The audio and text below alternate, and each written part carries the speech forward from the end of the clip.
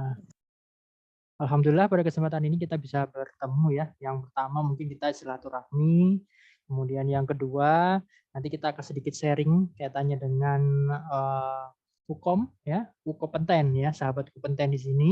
Jadi nanti kita akan sharing bagaimana kita mendiskusikan kaitannya dengan triks dan tips yang akan kita gunakan untuk melakukan ujian-ujian D3 ya, khususnya untuk kompetensi tahun ini. Berarti teman-teman di sini terdaftar untuk yang bulan Agustus ya, untuk ujiannya. Iya, Pak. Oh, berarti yang tanggal 13 ya, 12-13 ya, kalau nggak salah. Oke, baik. Hari ini saya akan memberikan beberapa tips, kemudian nanti akan kita coba untuk mengerjakan beberapa soal. Mungkin soalnya sudah pernah dibaca atau yang lain yang pernah Anda baca, tapi yang paling penting di sini tidak soalnya yang saya akan menekankan, tapi bagaimana cara triknya untuk mengerjakan sehingga intinya ketika nanti Anda mencoba soal yang berbeda, ya Anda bisa menggunakan tips dan trik itu untuk mengerjakannya. Jadi kita tidak fokus untuk karena soal kan banyak, tapi kalau misalkan kita menguasai bagaimana tips dan tipsnya, ya kita bisa mengerjakan soal itu dan bahkan kita bisa memprediksi jawabannya itu, ya di situ. Nah, itu adalah hal yang penting nanti akan saya sampaikan di sini. Nah, apabila nanti ada yang perlu didiskusikan, boleh nanti sekiranya bisa ditanyakan ya, ataupun ada yang mau bertanya langsung juga tidak masalah. Nah, di sini. Nah, sebelumnya di sini jumlahnya ada berapa partisipasinya untuk satu angkatan Anda? 58, Pak. 58. Berarti ini ada beberapa yang belum masuk ya? Tuh, Pak. Oke, baik. Daripada nanti kita sambil menunggu teman-temannya, mungkin kita bisa mulai saja ya. Saya di sini diberikan kesempatan untuk membahas tentang KMB dan Gadar ya. Mungkin nanti akan saya berikan soal-soalnya ya, ada Gadar dan KMB. Kita bahas ke KMB dulu, nanti baru kita ke Gadar ya di situ. Baik, saya akan coba untuk share screen dulu.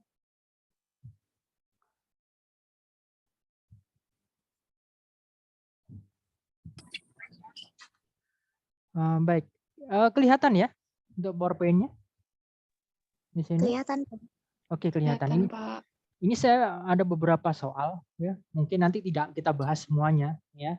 Saya akan memberikan sesuai dengan instruksi dari Mas Heri tadi untuk KMB 40%, Gadarnya 60% ya. Nah, nanti kita akan bahas dulu tentang soal KMB, kemudian nanti kita masuk ke Gadar.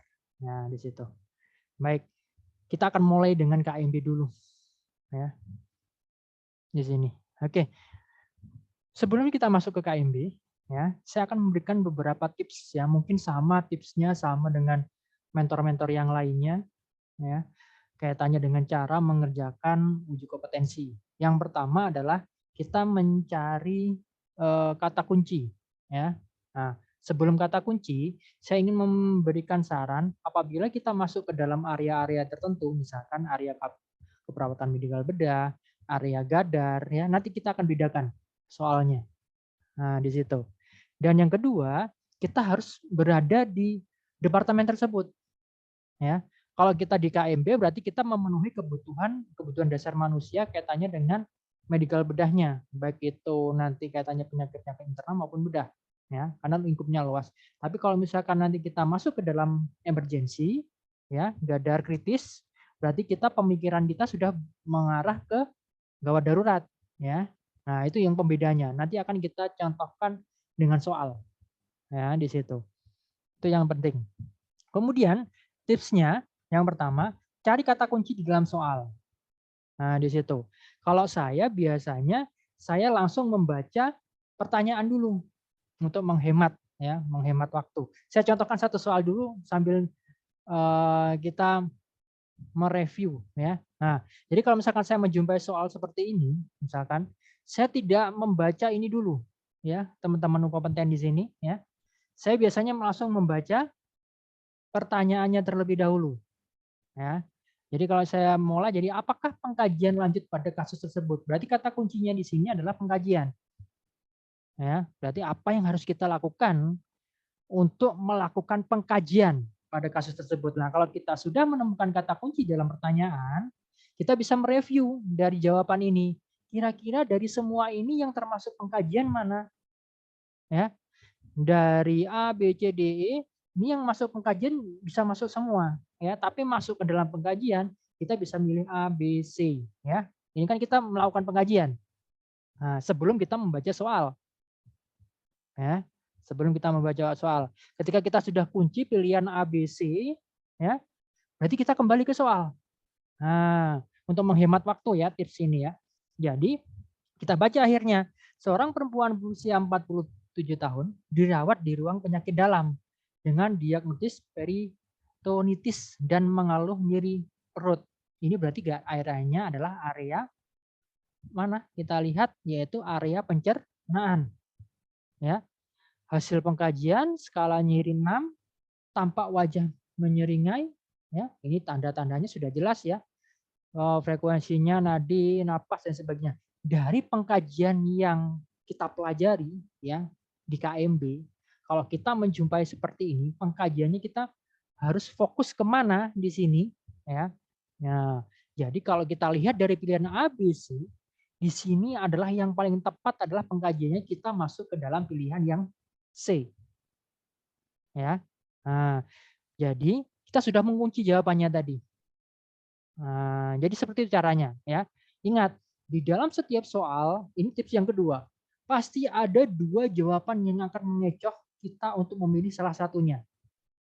Ya, yaitu tips kedua. Jadi saran saya, cari jawaban yang paling mengarah ke dalam soal ketika kita sudah menemukan kunci. Ya. Itu yang tips keduanya, ya. Jadi harus Anda pegang dulu. 1 dan 2 tips tadi harus Anda pegang. Kemudian tips yang ketiga, ya. Kita tidak mungkin ya nanti di dalam ujian kompetensi kita sudah membaca soalnya, kemudian kita sudah baca narasinya, kemudian kita lihat jawabannya. Kok nggak ada yang mengarah ya? Nah, kemudian ini pasti soalnya salah atau jawabannya salah, misalkan seperti itu, ya. Nah, tips yang ketiga ini, dari semua pilihan ini, cari yang paling ya, yang paling mengarah ke dalam narasi dan poinnya, ya. Meskipun kita kan nggak bisa protes soal itu salah atau benar, ya. Jadi itu yang tips yang ketiga, ya. Nah, sementara kita terapkan dulu 3 tips tersebut ya. Nah, saya contohkan satu lagi di sini. Oke, kalau ini gampang sih. Oke, sama ya. Nah, baik. Apakah pengkajian lanjut pada kasus tersebut? Ya, saya biasa seperti itu ya untuk menjelaskannya. Jadi untuk membaca soal juga seperti itu. Jadi kata kuncinya di sini adalah pengkajian. Ya, kita lihat di sini pilihan A, B, C, D, E semuanya oke. Yang A itu pengkajian, kemudian, nah ini ada 2, A dan E. Tadi saya katakan di dalam soal kita akan diberikan 2 pilihan yang akan mengecoh dan salah satunya itu adalah jawabannya. Ya, dan itu akan masuk ke dalam kata poin yang akan kita ambil nanti. Ya. Tadi sudah kita kunci katanya di sini adalah pengkajian lanjut. Kemudian kita memilih jawabannya A sampai E, ternyata kita mendapatkan antara A dan E ini adalah salah satu pengkajiannya. Nah, kemudian kita tambahkan di sini soalnya seperti apa. Seorang perempuan berusia 26 tahun dirawat di ruang penyakit dalam dengan diagnosis suspek apendisitis. Sudah sampai di sini pun kita sudah bisa tahu jawabannya apa, ya, di situ. Jadi kata narasi yang di sini yang membuat kita menjadi kata kuncinya adalah ini, apendisitis. Nah, suspek apendisitis. Sehingga meskipun ya, saya katakan meskipun kita tidak membaca kalimat yang di bawahnya ini, kita sudah bisa tahu jawabannya itu adalah yang E. Ya. Jadi seperti itu caranya, ya. Dan tips ini bisa kita gunakan untuk semua soal, ya. Misalkan nanti Anda sudah dalam artian kita nggak tahu teorinya, ya kan? Kita ngeblank dan sebagainya. Tapi kalau misalkan kita tahu kata kuncinya, kemudian kita bisa menganalisis soal jawabannya, kita sudah tahu jawabannya antara 2 itu. Paling nggak membantu kita, ya, untuk menentukan jawaban yang tepat untuk yang kita pilih nanti. Ya, kira-kira penjelasan saya terlalu cepat atau bagaimana? Tidak, Pak. Ya, tidak ya, mudah dipahami ya. Mudah, Pak. Oke, sekarang kita aplikasikan. Saya boleh minta partisipan ya. Nah, nanti untuk melakukan jawabannya, kita lanjut ke yang ketiga. Oke, kira-kira ada nggak yang bisa membantu di sini? Ini gampang, ya. Ada nggak? Saya contohkan lagi satu kali lagi ya. Jadi berapa nilai GCS? Kata kuncinya di sini adalah GCS. GCS kita ada 3 ya. Kita ada verbal, kemudian kita ada mata ya, terus kemudian kita ada motorik. Nah, di situ. Nah, di sini berarti kita cari kata kuncinya. Seorang perempuan berusia 59 tahun dirawat di ruang neurologi. Ya, dia penurunan kesadaran di sini. Pengkajian saat diberikan rangsangan nyeri, kedua lengan tampak fleksi. Nah, ini kata kuncinya 1, fleksi. Ya. Kemudian membuka mata dengan suara mengerang. 2 kata kuncinya. Ya, di sini. Dia sudah pupilnya anisokor, efek cahayanya lambat ya di sini. Jadi hasil pengkajian di sini, ada nggak yang bisa membantu jawabannya yang mana? Kalau kita lihat di sini, dia mengalami penurunan kesadaran. Ya. Tampak ini pengkajian saat diberikan rangsangan nyeri. Ya, jadi kalau kita lihat dia mengenali adanya rangsangan nyeri, ini adalah motoriknya juga kita bisa nilai. Ya. Nah, kemudian tampak fleksi abnormal. Kalau kita hitung totalnya di sini ada 7. Ya. Nah, jadi tips yang selanjutnya adalah ini tidak hanya kasus seperti ini ya. Nanti Anda akan menjumpai di Gadar. Ya, KMB dan Gardar nanti ada beberapa yang diminta kita untuk mencari nilai GCS. Nah, di situ. Jadi nanti kita akan berikan poin-poin soal-soal yang sering keluar ya. Nanti di akhir nanti akan saya berikan soal-soal yang mungkin sering keluar di dalam UKOM. Nah, di sini GCS adalah salah satunya di KMB dan Gadar. Jadi saran saya Anda hafalkan GCS totalnya ada 15 ya. Nah, 4, 5, 6. Cara mudahnya menghafalnya seperti itu. 4, 5, 6.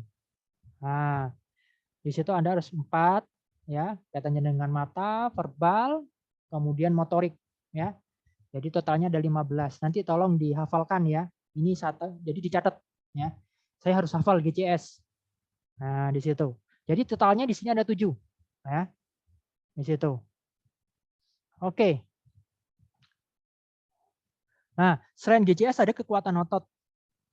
Ya. Di sini saya keluarkan kekuatan otot. Ya, jadi berapa nilai kekuatan otot pada pasien? Kata kuncinya adalah kekuatan otot. Ya, kata kuncinya adalah kekuatan otot. Sehingga kalau kita melihat dari gambaran di sini, ya, mana yang kita lihat? Nah, pasiennya hipoparese di sini ya, kanan, lemah dan tidak mampu menggerakkan tubuhnya. Nah, refleks fisiologi lambat saat dilakukan pemeriksaan otot ekstremitas kanan didapatkan hasil sebagai berikut. Tidak mampu mengangkat lengan dan kaki, namun masih bisa menggerakkan. Ya, kalau kekuatan otot kita nanti ada 5 skalanya, ya, seperti yang sudah kita pelajari. Ya, kalau bisa semuanya kan 5, ya. Nah, bisa menahan tahanan, gravitasi, mulai dari 1, ya. 1 itu hanya ada kontraksi ototnya, ya. Nah, dia ada kontraksi otot. Nah, sedangkan 2 dia tuh bisa menggerakkan, ya, tapi tidak bisa mengangkat. Nah, jadi di sini jawabannya yang benar adalah yang B. Ya, di situ. Itu adalah jawabannya. Ya, jadi B. Baik, sudah 4 soal yang saya contohkan. Sekarang saya minta bantuannya untuk teman-teman untuk membahas soal berikutnya. Ya, di sini boleh saya minta bantuannya, ada yang sukarelawan untuk membantu saya? Mungkin atau kita tunjuk saja? Sekaligus saya perkenalan ya di sini. Ini kan banyak nih. Oke. Coba saya minta tolong karena ini semuanya off kamera ya. Saya bingung mau menunjukkannya. Ya, di sini. Saya coba Nisa, Sannya ini ada nggak Nisa? Ada, Pak. Oke, Nisa, boleh minta bantuan untuk mengerjakan soal nomor 5? Boleh, Pak. Tapi Ya, kalau salah minta maaf ya, Pak. oh ya, nggak masalah. Kita akan diskusikan nanti. Yuk, kita mulai. Silahkan, Nisa. Kira-kira jawabannya yang mana? Kan kata kuncinya itu bagaimana apa yang harus diperintahkan dalam pengkajian tersebut. Hmm. Terus kasusnya seorang perempuan berusia 57 tahun dirawat di ruang neurologi dengan keluhan sakit kepala. Hasil pengkajiannya didapat penglihatan kabur, kelemahan kaki dan tangan pada sisi kanan serta bicara tidak jelas. Untuk memastikannya perawat akan melakukan pengkajian pada nervus cranial 12. Kemudian yang diperintahkannya itu kan nervus cranial 12 itu yang hipoglossus ya Pak, yang saraf fungsi motorik yang berperan untuk menggerakkan lidah. Jadi jawabannya itu pasien mengucapkan suara A. Pasien mengucapkan suara A. Bentar Pak. Bentar Pak.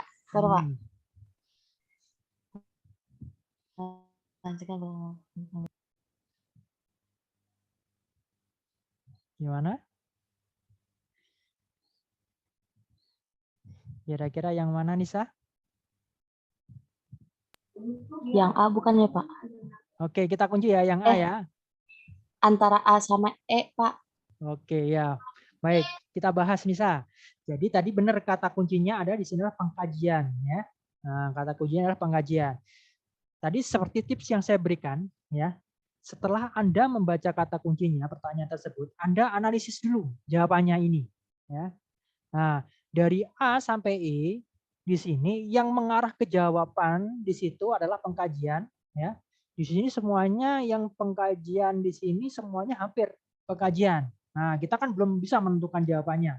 Akhirnya kita ke narasi. Nah, di narasi di sini kata kuncinya ini sebenarnya data pendukung saja. Sedangkan kata kuncinya hanya ini, nervus cranialis 12. Ya, tadi sudah benar yang dikatakan oleh Nisa, ya. Kita dua pengecoh antara A dan E, ya. Nah, jadi kalau kita mengucapkan suara A, kita tidak bisa menganalisis kaitannya dengan gerakan lidah dan bagaimana simetrisnya lidah, ya. Jadi jawabannya yang benar yang E, ya. Jadi minta pasien menggerakkan lidah ke satu sisi dan ke sisi lainnya. Apabila dia mengalami hemiparese, dia tidak akan bisa melakukan gerakan secara normal, akan mengarah ke sisi yang hemiparese. Nah, di situ lidahnya. Nah, itu ya Nisa ya. Jadi benar tadi kita sudah menganalisis bahwa ada dua jawaban yang akan diberikan secara mengecoh kita. Tapi kita kembali lagi untuk menentukan itu, kita harus benar-benar bisa memilih mana yang benar. Ya, oke bagus Nisa, analisisnya sudah mulai ini bagus ya. Ya, tinggal nanti sering-sering untuk mengerjakan soal saja. Ini kan masih ada waktu sekitar 2 minggu ya untuk itu. Jadi sering-sering menganalisis soal saja ya di situ. Oke, Ya, baik. terima kasih Terima kasih, Nisa. Pak. Ya, kita lanjut ya. Kita coba yang teman-teman yang lainnya ya. Nah, kira-kira di sini. Oke, ini oke saya coba ya. Kira-kira siapa ya? Ada nggak yang sukarelawan atau kita tunjuk lagi di sini? Oke, saya coba cewek sekarang. Coba cowok ya. Ada Ulil.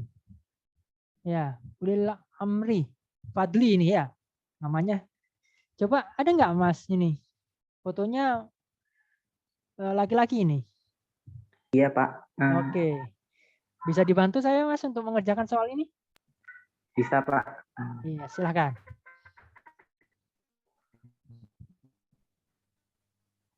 Oke. Untuk soalnya apakah data fokus pada kasus tersebut? Untuk kasusnya sendiri, seorang laki-laki berusia 19 tahun dirawat di ruang bedah dengan fraktur tibia tiga proksimal tertutup 12 jam yang lalu. Perawat melakukan pengkajian neurovaskular untuk mengidentifikasi adanya sindrom kompartemen atau jawabannya sindrom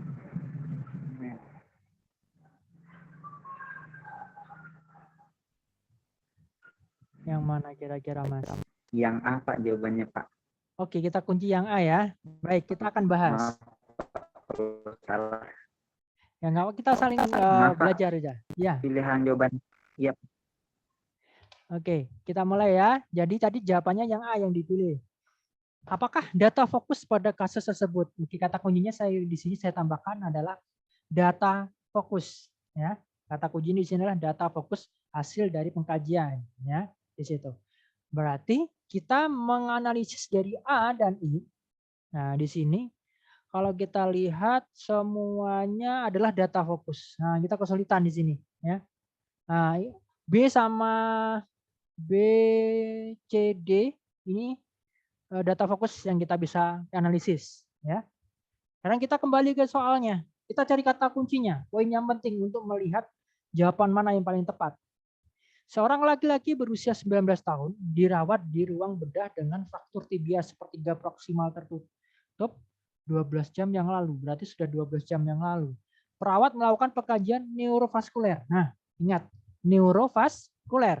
Berarti kita menilai adanya masalah di sini dulu, ya. Neuronya berarti, ya. Neuro dan vaskulernya. Untuk mengidentifikasi adanya sindrom kompartemen. Ada dua kata kunci di sini, ya, Mas, Mbak yang ada di sini, yaitu adalah neurovaskuler dan sindrom kompartemen. Kita sudah mengetahui bahwa sindrom kompartemen adalah yang kita tahu adalah ada di daerah khusus di situ. Tanda-tandanya, ya, di situ yang pertama adalah hampir sama dengan tanda-tanda kita luka seperti biasa, ya. Tetapi ada tanda yang kaitannya dengan neurovaskuler ini yang tidak bisa kita elakkan di situ, ya. Jadi kalau misalkan pasiennya itu nyeri, ya, nyeri progresif, kemudian dikasih analgesik, dia tidak langsung hilang.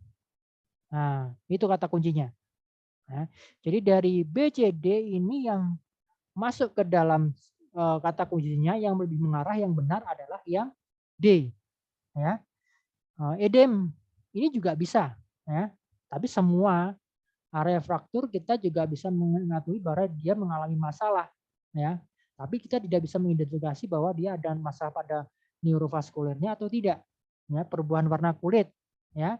Perubahan warna kulit bisa terjadi pada sindrom kompartemen, tapi kita tidak bisa menganalisis kaitannya dengan neurovaskulernya. Jadi yang lebih mengarah di sini adalah yang D, ya. Oke. Jadi jawabannya yang D ya, Mas. Nah, di situ. Nggak apa-apa. Kita coba lagi, ya. Nah, kita coba lagi perlahan-lahan. Nanti lama-kelamaan akan terbiasa, ya, mengerjakan soal. Oke, next kita. Terima kasih Mas tadi untuk pembahasannya. Nah, untuk selanjutnya, saya ingin mengikuti tips yang saya tadi ajarkan, ya. Jadi nanti kalau misalkan saya contohkan lagi ya, satu, nanti baru soal berikutnya kita akan coba untuk teman-teman kita untuk membahasnya, ya. Caranya adalah yang pertama tadi, baca kata pertanyaannya dan cari kata kuncinya. Nah, jadi apakah pengkajian selanjutnya pada pasien tersebut? Kata kuncinya di sini adalah pengkajian, ya. Dari A sampai E, ya. Di sini yang pengkajian A pengkajian, B pengkajian, ya kan? Kemudian E, ya semuanya pengkajian di sini. Tapi kalau C dan D ini adalah pengkajiannya kaitannya dengan pengambilan darah. Jadi kita keluarkan akhirnya, ya. Nah, tapi kita tidak menutup kemungkinan nanti kita lihat dulu kata kunci yang ada di narasi. Kita kembali ke sini narasinya. Seorang perempuan berusia 47 tahun dirawat di ruang penyakit dalam dengan CKD. Kata kunci yang pertama adalah dia mengalami CKD. Pasien ada edema, ya, di situ. Kemudian pasien direncanakan hemodialisa. Nah, sebenarnya kata kuncinya yang paling penting di sini, ya. Pasien direncanakan hemodialisa, ya. Oke, ini data-data pengkajian ini sudah ada semuanya, ya kan? Nah, berarti kira-kira data-data yang belum ada di sini apa? Berarti kalau kita lihat adalah kaitannya dengan berat badan. Iya, benar. Karena pasien hemodialisa harus diatur, harus dicek berat badannya, ya, di situ. Jadi kalau kita sudah tahu kata kuncinya pasien hemodialisa, kita lihat kajiannya di sini, data di sini tidak ada yang jelaskan berat badan, sudah jawabannya spasi itu. Ya. Jadi jawabannya adalah yang B. Ya, di situ. Meskipun kita minimalis tentang teori ya, tapi ketika kita sudah tahu kata kuncinya, ya, kita akan seakan-akan kita akan mereview, ya. Kita akan berusaha untuk berpikir kira-kira apa hubungannya dengan jawaban itu. Ya. Nah, itu pentingnya kita mencari kata kunci di dalam soal. Ya. Itu yang perlu kita identifikasi. Oke, next. Sekarang soal nomor 8. Nah, ini soal yang paling sering muncul, Mas, Mbak, ya. Saya katakan paling sering muncul karena hampir saya katakan 40% pasti keluar, 50% lah. Ya. Tidak hanya di KMB maupun di gadar kritis, ya. Itu pasti keluar di sini. Nah, apa yang saya katakan keluar? Keluar dalam artian adalah kasus luka bakar. Ya. Nanti kalau di KMB biasanya kita disuruh menentukan derajat presentasinya, luka bakarnya, kemudian derajat lukanya. Tapi kalau misalkan nanti masuk ke arah gadar, ya, tidak hanya derajat saja atau tidak hanya dia masuk derajat 1, 2, 3, tapi kita disuruh untuk menghitung, ya, berapa cairan yang harus kita berikan di 8 jam pertama. Nah, di situ ada rumusnya ya, /3 delta B. Di situ kita akan melakukan rumus yang biasanya kita gunakan adalah rumus Baxter ya, di situ. Sudah pernah mengerjakan ya? Untuk ini kita coba ya. Berapakah persentase luka bakar pada kasus tersebut? Ya. Kalau ini kita menggunakan roll of 9. Ya. Di sini. Ada nggak yang bisa membantu saya berapa derajat luka bakarnya? Jadi Ada 9, Pak. Oke. Berapa Mbak derajat luka bakarnya?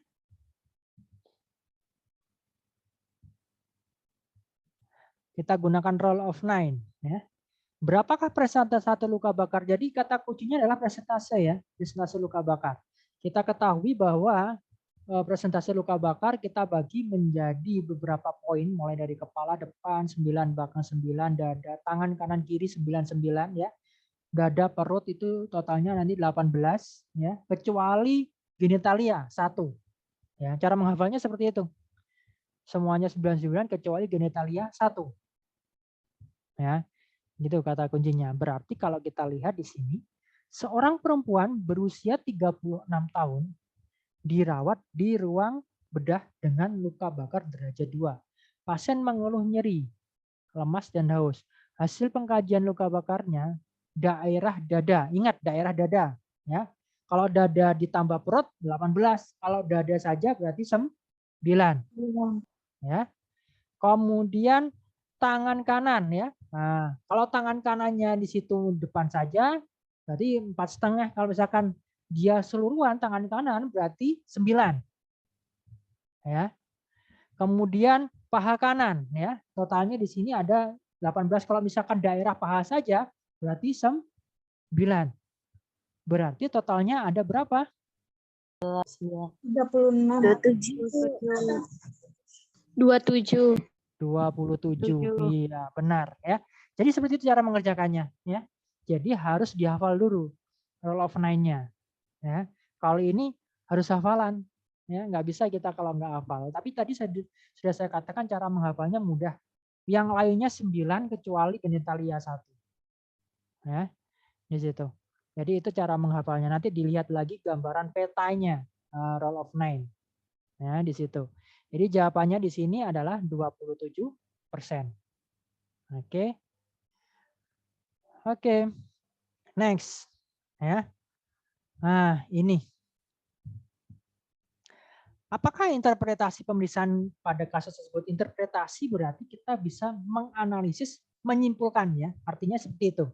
Kata kuncinya adalah interpretasi berarti menyimpulkan dari pengkajian yang ada.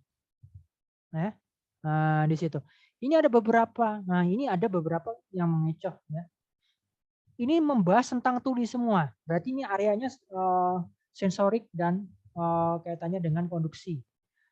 Tuli semuanya ya. Berarti ini kita mendiagnosa, menganalisis bahwa pasien ini mengalami tuli. Ya, di sini. Tetapi kita tidak tahu tuli yang mana kan? Nah, di situ. Makanya kita cari dulu kata kunci yang ada di narasi. Seorang laki-laki berusia 51 tahun dan di poliklinik ya, saraf, keluhan gangguan pendengaran jelas di sini. Kemudian perawat melakukan pemeriksaan pendengaran pada pasien dengan cara menempelkan garpu tala pada tulang yang ada di belakang telinga ya. Nah, di situ. Hasil pemeriksaan menunjukkan setelah perawat tidak mendengar, kemudian sedangkan pasien masih dapat mendengarkan getaran garpu tala. Nah, di sini. Berarti ada masalah di mana kira-kira? Pada pemeriksaan ini, kalau kita melihat menempelkan di daerah sini, nah, ini berarti kita menilai adanya konduksinya. Nah, di situ. Ya. Kalau sensori, yaitu kita taruh di depannya, ya, menilainya di depan telinga. Karena kita lihat sensorinya. Ya. Tapi kalau misalkan kita taruh di belakang dan kita taruh di atas, kita menilai adanya konduksinya antaranya itu normal atau tidak. Ya, di situ. Jadi kalau misalkan kita melihat kasus seperti ini, kita meskipun tidak melihat mengecoh sama-sama tuli, cari aja yang konduksi. Di situ. Karena cara pemeriksaannya seperti itu. Ya, kita kenal dengan istilah pemeriksaan, kita ada 3 ya, Rinel, Weber, sama Swabach. Ya, saya tidak menjelaskan semuanya karena nanti habis waktunya kalau kita menjelaskan satu persatu. Jadi kata kuncinya, Anda menilai pemeriksaannya seperti apa dia. Itu yang pertama. Ya, caranya seperti apa menilainya. Kalau dia mengarah pemeriksaannya ke arah sensori, kita pasti mengarahnya nanti ke sensori. Tapi kalau dia mengarahnya pemeriksaannya mengarah ke dalam konduksi, pasti jawabannya di situ. Ya, itu tips yang mudah apabila kita sudah lupa saya gimana cara memeriksanya, ya kaitannya dengan Weber, Rinel sama Swabach, misalkan seperti itu ya. Nah itu untuk sebenarnya tips-tips yang seperti ini kita hanya analisis saja, tapi ternyata jawabannya benar. Ya mudah-mudahan membantu di situ. Ya selain teori sudah kita pegang. Jadi jawabannya yang B ya di sini. Oke, next kita masuk ke soal nomor 10 ya. Nah, baik untuk soal 10 ini kan KMB ya. Jadi nanti untuk KMB mungkin saya cukupkan 10 soal ya. Nanti akan kita lanjutkan ke yang lainnya. Kita akan fokus ke Gadar setelah itu. Ya, nanti akan kita jelaskan perbedaannya di mana. Ya. Di situ. Karena saya hanya diberikan waktu 90 menit. Ya, jadi waktunya kita maksimalkan di situ. Ya, kita bagi menjadi 2 departemen. Oke, saya akan membahas di sini. Apakah masalah keperawatan pada kasus tersebut? Jadi di sini kata kuncinya adalah diagnosa keperawatan yang harus kita ambil. Ya. Oke, kita cari di atas kata kunci yang akan menunjang kaitannya dengan diagnosa yang kita akan ambil. Oke. Sebenarnya sekilas saja kalau kita lihat kata kuncinya sudah kelihatan. Seorang perempuan berusia 23 tahun dirawat di ruang bedah. Dia pasca operasi mengeluh nyeri. Sudah kata kuncinya sudah kita temukan. Nyeri, ya. Sudah kita tidak usah mencari yang lainnya sebenarnya. Ya, jadi jawabannya adalah nyeri akut. Jadi seperti itu caranya. Ya. Oke, satu lagi KMB, sama-sama diagnosa keperawatan. Ya. Apakah masalah keperawatan yang tepat pada kasus tersebut? Kembali lagi adalah masalah keperawatan. Kita cari kata kuncinya. Ya. Seorang perempuan berusia 58 tahun dirawat di ruang neurologi dengan stroke hemorrhagic. Stop sampai di sini. Stroke hemorrhagic permasalahannya di mana? Ada yang bisa membantu saya? Stroke hemorrhagic di mana permasalahannya? Mobilitas. Mobilitas. Yang lainnya kira-kira? Scan, Pak. CT scan menunjukkan adanya gambaran hyperdance pada daerah frontotemporal kanan. Oke, berarti masalahnya ada di otak ya? Otak yang apa? Oke, ada di brain. Masalahnya ada di otak, di brain. Ingat, kalau kita sudah tahu kata kuncinya, yang neurologi dengan stroke hemorrhagic, berarti ada masalah pada brain, otak, sehingga entah itu mobilitasnya bermasalah, dia tidak bisa berbicara, ya kan? Dia fungsinya kan yang bermasalah di otaknya di situ. Sehingga meskipun kita tidak membaca narasi yang di bawahnya, ya di situ kita sudah bisa mengetahui adanya masalah di otak, sehingga diagnosa yang kita lihat pasti dari A sampai E ini yang paling kita mengarah yang A karena adanya masalah pada perfusi di otaknya. Ya, jadi seperti itu caranya. Ya, jadi setelah kita tahu, kita cari kata kuncinya di mana.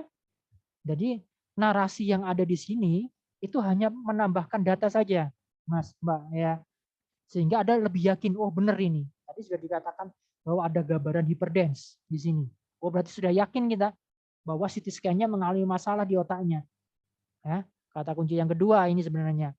Sehingga kita bisa mengarah pada jawaban yang A sudah, yang B sampai E itu sudah dibuang, sudah nggak mungkin benar. Ya, di situ.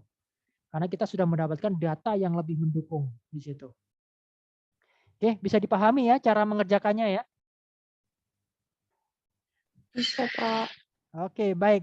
Sekarang kita lanjut ke Gadar aja, ya. Nanti Gadar lebih seru lagi, ya. Karena KMB sudah kita maksimal dengan tips-tips tadi, ya. Pesan saya sebelum saya masuk ke Gadar, ya. Jadi tips tadi tidak hanya bisa kita gunakan pada area keperawatan gawat darurat. Anda bisa melakukannya ke semua departemen, ya. Jadi semua ke departemen. Jadi kita bisa lebih fokus dalam mengerjakan soal, itu yang pertama. Yang kedua, kita bisa memprediksi jawaban yang paling benar. Ya, apabila nanti Anda sudah lupa tentang teori, kan ada beberapa, memang saya melihat mahasiswa ketika ujian mungkin dia terlalu gugup, ya, mungkin terlalu istilahnya stres, sehingga ada beberapa momen di mana ketika dia mengerjakan soal, dia istilahnya ngeblank sesaat, ya di situ. Nah, dalam artian di situ hilang tiba-tiba ilmunya, ya, karena ada di bawah under pressure. Nah, di situ itu ada beberapa kasus seperti itu. Tapi ketika kita sudah mengetahui tips-tips seperti itu, pada kondisi seperti itu kita bisa menganalisis, ya. Kita bisa melihat, oh kira-kira jawabannya kalau enggak ini, karena kita sudah tahu cara mengerjakannya seperti apa, ya. Itu adalah cara yang mempermudah kita untuk mengerjakan suatu soal, ya.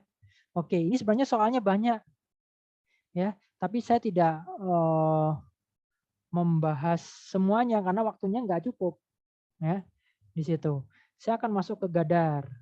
Nah, nanti kalau ada waktu kita bahas lagi, ya, karena 90 menit waktu yang akan diberikan saya. Oke, ini masih kelihatan ya? Terlihat, Pak. Oke, Masih, baik. Pak. Kita masuk ke area gawat darurat.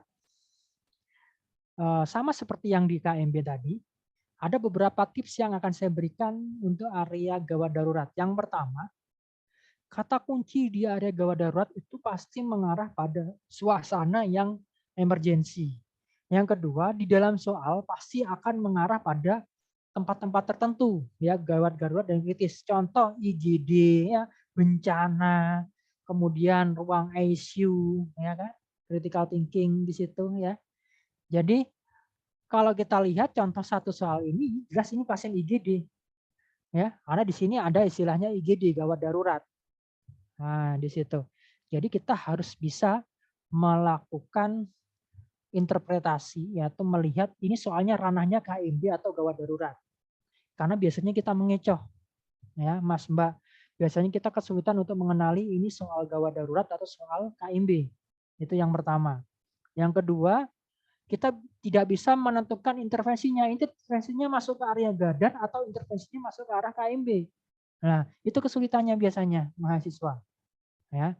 Nah, setelah kita tadi melihat bahwa soal-soal itu pasti akan menyantumkan tempatnya, berarti kita sudah menentukan bahwa itu adalah areanya adalah gawat darurat atau KMB. Itu yang pertama. Yang kedua, di dalam pilihan intervensi, ya, tindakan, biasanya kalau ke arah emergency itu yang fokus ke area A, B, C, D, nah, tambahan.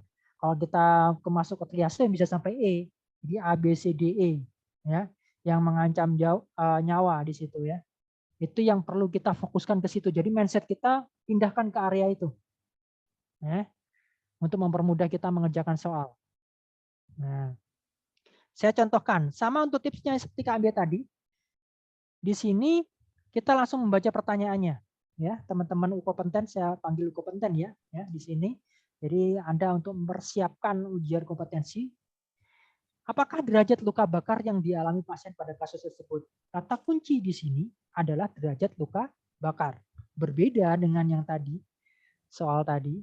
Di sana kita menentukan presentasenya di KMB. Kalau di sini, karena ini areanya emergency, kita menentukan dia masuk derajat berapa.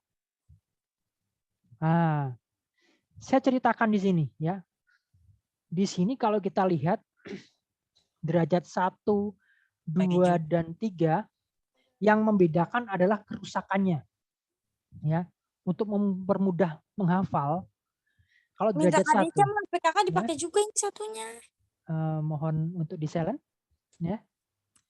Jadi kalau misalkan derajat 1 biasanya hanya pada lapisan epidermis. Ya. Derajat 1. Oke. Kalau pada derajat 2 biasanya sudah masuk kerusakan pada area epidermis dan dermis. Di situ.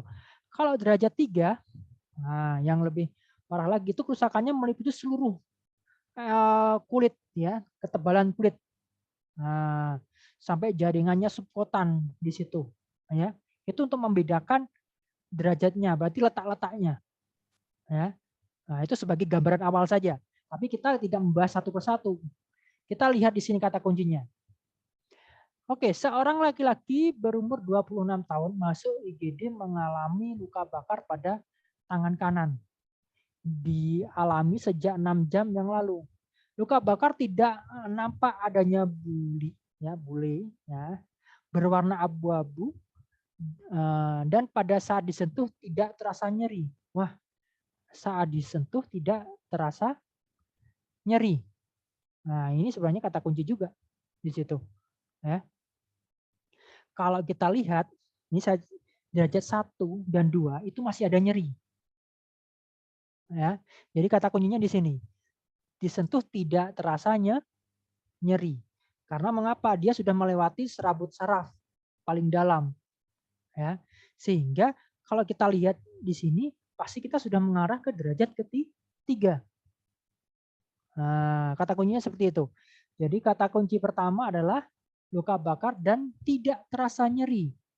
Kita lihat berarti kalau tidak terasa nyeri kan kita tahu lapisan epidermis, dermis kan. Itu lapisannya yang masih ada serabut sarafnya. Ya. Lapisan yang paling dalam lagi sudah melewati itu.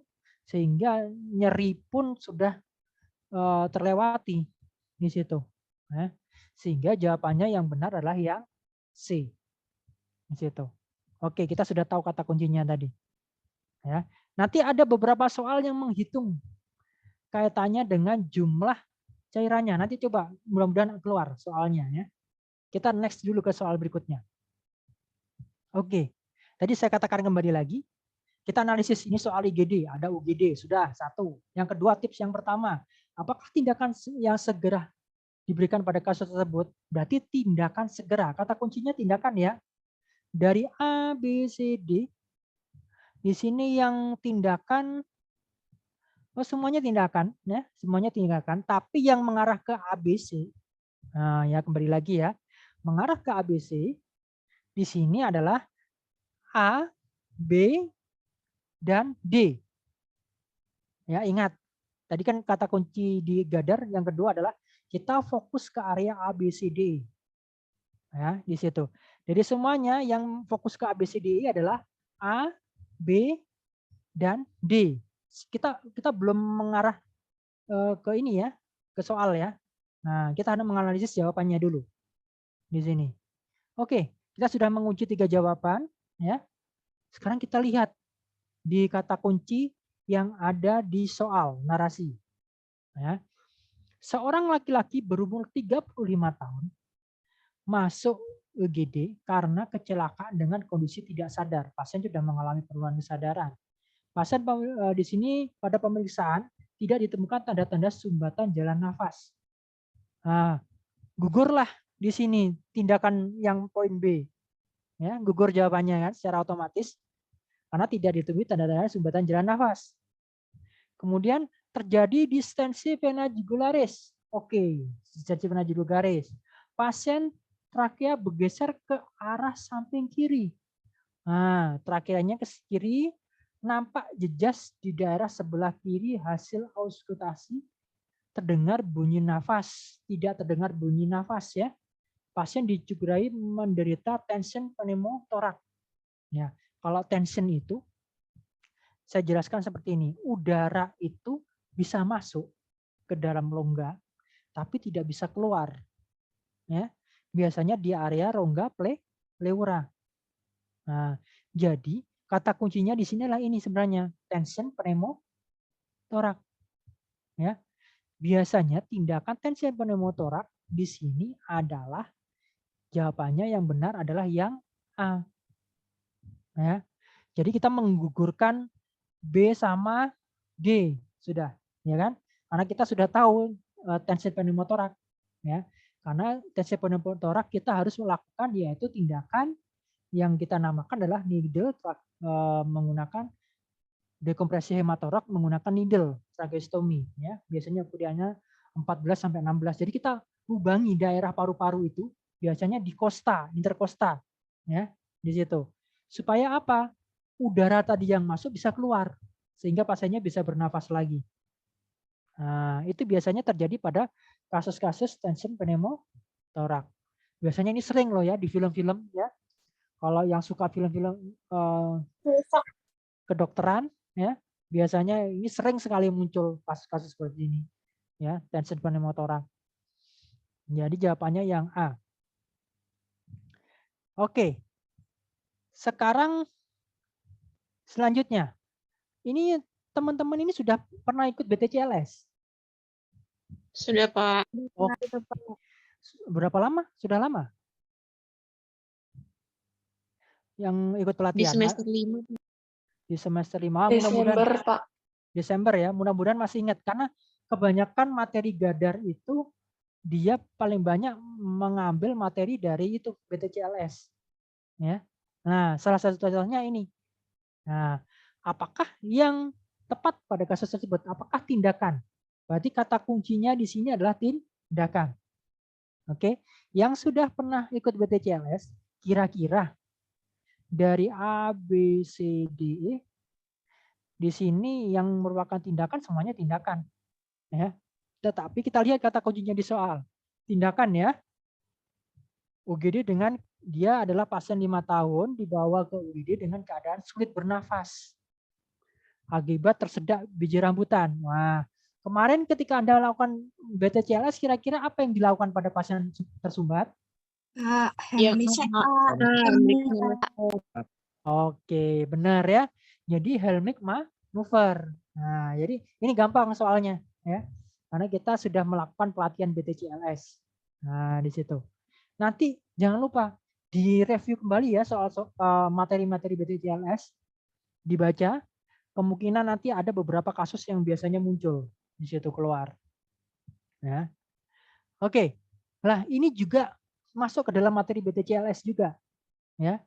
Kita biasanya kenal dengan triase. Ya. Warna kode yang harus dipasang oleh perawat pada kasus tersebut. Ya.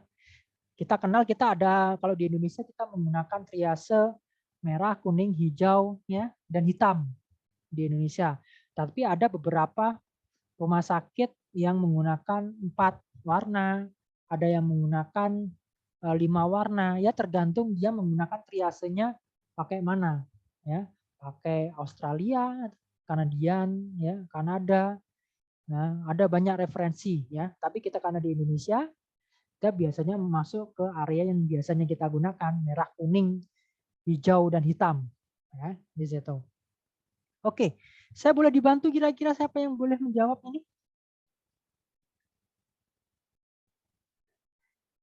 Biar tidak saya saja, ya. Coba ya, saya minta tolong untuk kira-kira Dini. Ada nggak Dini Dwi? Halo Dini, apakah Anda di sini? Oh, tidak ada respon ini. Dini. Coba yang lainnya. Ismi bantu ya, Pak. Oke, boleh. Boleh Mbak Ismi. Silakan. Pertanyaannya, apa warna kode yang harus dipasang oleh perawat pada kasus tersebut? Oke. Kata kuncinya adalah warna. Oke. Kemudian kasusnya adalah seorang perawat terlibat dalam proses evakuasi korban di suatu daerah yang mengalami bencana gempa bumi. Perawat melakukan triase pada salah satu korban yang mengalami fraktur pada tulang femur sinistra. Kata kunci kedua ditemukan itu adalah mengalami fraktur pada tulang femur sinistra. Oke. Kemudian jawabannya adalah tes yang warna kuning, Pak, yang A. Oke, benar sekali. Dan pembacaan soalnya, kata kuncinya, penemuannya semuanya sudah benar, Mbak Ismi ya. Oke, sudah bisa, ini sudah bagus ini.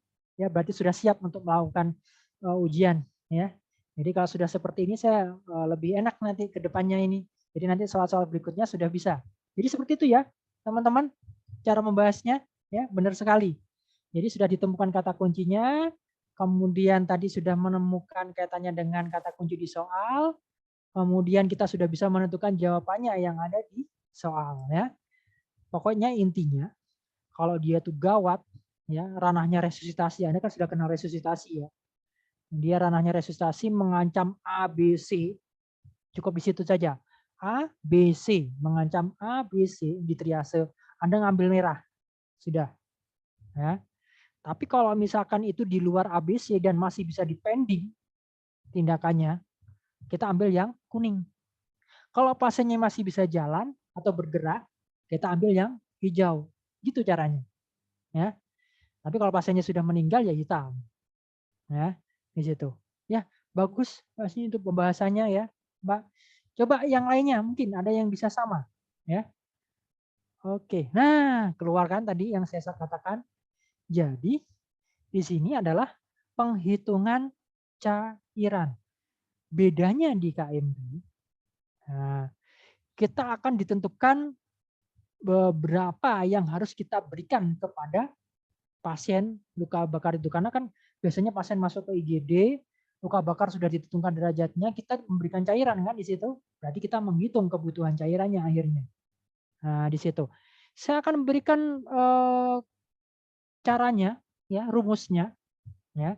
Kalau kita menggunakan rumus formula Baxter, ya, kita biasanya rumusnya yang kita gunakan adalah 4 cc kali berat badan kali persentase luka bakar. Ya, di situ. Oke, saya ulang lagi ya rumusnya. Nanti coba langsung dihitung. Cara menghitung kebutuhan cairan 24 jam ya, menggunakan rumus Baxter ini yaitu adalah 4 cc dikali kilogram berat badan dikali luas luka bakar. Presentasinya ya di situ. Oke, bisa dibantu saya ketemu berapa? 8.640. Oke, benar. Hasilnya adalah 8.640. Pak, nanti kalau hukum gimana Pak caranya kita menghitungnya? Nah, kan seperti itu ya. Kan kita kan nggak diberikan kesempatan untuk menulis, ya kan? Kita tidak diberikan kesempatan untuk bawa ballpoint, coret-coretan, ya. Nah, nanti Anda akan disediakan kalkulator di dalam PC-nya. Ya, jangan khawatir. Nah, di situ. Biasanya nanti akan disediakan kalkulator. Apabila di dalam PC tersebut tidak terdapat kalkulator, nanti pengawas biasanya akan memberikan sarana kertas dan pulpen untuk menulis, menghitung. Ya. Tapi ingat, ya, di sini sebenarnya soal-soal yang diberikan di dalam uji kompetensi adalah soal-soal yang mudah dihitung. Ya, tidak akan mungkin hasilnya soal-soalnya nanti melebihi perhitungan yang sulit. Ya, jadi mudah dihitung dan hemat waktu biasanya. Ya, di situ. Jadi kalau kita hitung saja 6 kali 60 ya. Maaf 4 kali 60 ya. Kita hitung dulu baru nanti dikalikan 36% ya. Nah, oke, saya katakan seperti ini. Ini 24 jam pertama ya. Ya, Mbak, Mas ya. nanti ada soal yang mengecoh. Saya baru ingat. Ada soal nanti Anda tidak disuruh menghitung dalam 24 jam. Ya. Tapi diberikan dalam 8 jam pertama. Ya. Caranya kalau dalam 8 jam pertama Anda menghitung tadi, ya, sudah ketemu 8.640. Ya. 8 jam pertama itu setengahnya yang diberikan. Ya, Mas Mbak. Jadi nanti setengahnya yang diberikan berarti setengahnya dari 8.640 berarti 4.320 setengahnya. Ya. Jadi nanti mengecoh, biasanya di pilihannya ini akan diberikan yang satu 8.640, yang kedua adalah pilihan yang lainnya adalah 4.320. Ya. Tapi kembali lagi Anda cari kata kuncinya. Kalau ini jelas kata kuncinya. 24 jam. Nanti kata kuncinya mungkin di soal yang lain adalah 8 jam pertama. Berarti setelah Anda menemukan tadi dibagi setengahnya yang diberikan. Ya. Itu biasanya soal-soal mengecohnya di situ. Oke, mudah dipahami. Ya, sudah saya berikan kata kuncinya. Kita next ke soal berikutnya. Nah, di sini. Apakah penanganan pertama yang paling tepat dalam kasus tersebut? Ingat, Mas, Mbak, kata kuncinya di sini adalah penanganan pertama. Penanganan pertama yang harus kita berikan pada kasus ini. Kata kuncinya ya. Ada nggak yang bisa bantu saya untuk mengerjakan soal nomor 6 ini? Kira-kira? Dengan metode yang sudah kita terapkan tadi?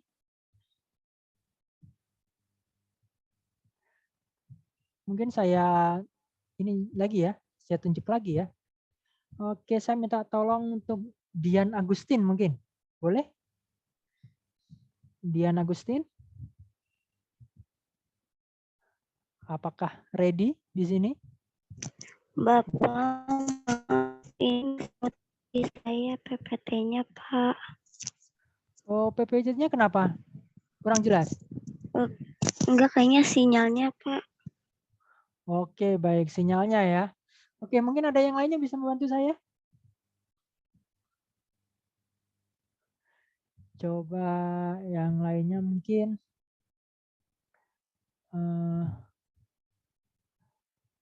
Melania. Bisa bantu saya? Melania? Mungkin? Apakah ada orangnya ini? Sepertinya sambil kerja, Pak. Oh, sambil kerja. Iya. Oke. Baik. Mungkin ada yang bisa bantu? Oke, kalau nggak ada saya akan bahas kalau gitu. Oke. Jadi kata kuncinya di sini adalah penanganan pertama. Ya. Kalau kita lihat di sini dari pilihan A, B, C, D, E, ya. A, B, C, D, E. Penanganan pertama di sini semuanya A. Ini penanganan pertama. C juga penanganan pertama. Oke, A, C, D, E ini penanganan pertama. Ya. Kita lihat kata kunci yang lainnya. Seorang lansia usia 68. Oke, 68 tahun masuk IGD. Dia mengalami keluhan tidak sadarkan diri sejak 2 jam yang lalu. Kata kunci pertama sudah ada, ya. Dia mengalami di sini tidak sadarkan diri sejak 2 jam yang lalu. Oke, kata kunci yang kedua saya tidak melihat narasinya. Kita lihat data-datanya di sini adalah glukosa plasma. Dia 60. Sudah sampai situ saja kita sudah tahu pasiennya itu mengalami apa kira-kira? Hipoglikemia, Pak. Oke, benar. Vidya, benar ya. Jadi pasien ini mengalami hipoglikemia. Dari intervensi A dan E, ya, intervensi hipoglikemia di sini ada 2, ya, D dan E, ya. Nah, D dan E ini adalah salah satu penata laksanaan pasien hipoglikemi. Tapi kita lihat di sini kondisinya. Pada kondisi pasien yang sudah mengalami penurunan kesadaran dan glukosanya 60, biasanya kita membarukan pemberian yaitu D40%. Ya. Jadi dua jawaban ini sudah hampir mengena, tapi kita menganalisis kembali bahwa kata kuncinya dia sudah 60. Ya. Berarti kita biasanya memberikan D40%, Mbak, dalam bentuk 25 mg kalau nggak salah. Ya, 25 mili. Maaf. D40% kita berikan sesuai dengan dosis. Ya. Ada beberapa rumus yang biasanya kita gunakan. Ya. Kita bisa memberikannya antara 1 sampai 3. Ya. Di situ. Ya. Tapi kalau yang ini kan nggak mungkin pemberian insulin. Ya. Itu kan mengecoh nanti akhirnya. Ya. Jadi jawabannya di sini adalah yang E. Ya, tadi sekilas mendengar ada yang menjawab D40 ya. Nah, jadi seperti itu. Kata kuncinya sudah jelas. Oke, kita next ke 7. Oke, ini masuk ke ranah yang lainnya ya. Apakah tindakan yang sebaiknya dilakukan sebagai seorang perawat yang profesional? Berarti kita masuk ke profesionalisasi dari perawat, tapi areanya di sini adalah area kritikal dan emergency. Ya, di sini. Oke, berarti yang kita pegang adalah prinsip-prinsip dalam keperawatan. Ya. Ini ada beberapa kasus di UKOM itu 1 kalau nggak salah soal yang keluar. 1, 2 ya, keluar di situ. Oke. Baik, kita akan lihat tindakan yang sebaiknya dilakukan oleh perawat. Berarti kata kuncinya di sini adalah tindakan. Ya. Kalau tindakan nah, tindakan ya, kata kuncinya tindakan yang sebaiknya dilakukan perawat. Di sini kalau kita lihat tindakan itu yang merupakan tindakan adalah D, memberikan konseling, E, memenuhi kebutuhan dasar. Ini tindakan. Berarti antara dua ini. Ya. Oke. Sebelum kita ke narasi ya, sebelum kita ke narasi, kita analisis jawaban di dalam soal dulu. Oke, sekarang kita masuk ke narasinya. Seorang perempuan usia 55 tahun didiagnosis dengan CA cervix. Ya, metastase ke paru. Saat ini pasien berada di ICU. Tanda-tanda vitalnya dia sudah turun di sini ya. Nadinya juga sudah turun dan sebagainya. Ya, mengalami edema ekstremitas, GCS-nya sudah 6. Di bawah 7 berarti pasiennya terpasang intubasi dan terpasang mesin ventilator, jelas di situ. Ya. Keluarga pasrah dan merasakan kasihan pada pasien menanggung derita, apalagi dokter mengatakan harapan sembuhnya tidak ada lagi. Oke, nah, ini etik. Tapi kita lihat kata kuncinya itu adalah tindakan profesional. Itu ya. Dari tindakan profesional berarti jawabannya antara D dan E. Kita lihat kembali jawaban yang D. Maaf. Memberikan konseling kepada keluarga klien tentang prinsip moral dan peraturan RS untuk menyokong kehidupan klien. Kurang tepat menurut saya. Ya. Yang E, memenuhi kebutuhan dasar klien sesuai harkat dan martabatnya sebagai manusia. Mengupayakan support sistem yang optimal bagi klien. Oke, sepakat ya? Setuju ke E semuanya ya? Di sini? Setuju, Pak. Karena yang kita lihat kan di situ tadi adalah tindakan profesional, sedangkan perawat kuncinya adalah memenuhi kebutuhan dasar manusia. Kita kan fokusnya ke KDM. Nah, di situ. Jadi jawabannya jelas yang E. Ya, ini tidak ada perdebatan akhirnya. Di situ kalau kita sudah tahu kata kuncinya. Oke, next. Ya, masih banyak soalnya tersisa, jadi kita akan maksimalkan waktunya. Ya. Oke, ini nggak kelihatan ya yang pilihan E. Apakah yang Anda lakukan untuk memastikan pasien henti jantung? Nah, ini yang tadi gampang ini. Ya. Ada yang bisa membantu? BTCLS yang sudah ikut pelatihan BTCLS? Apa kira-kira yang harus kita lihat? Oh, ini ada pilihan jawaban yang mengecoh. Ya.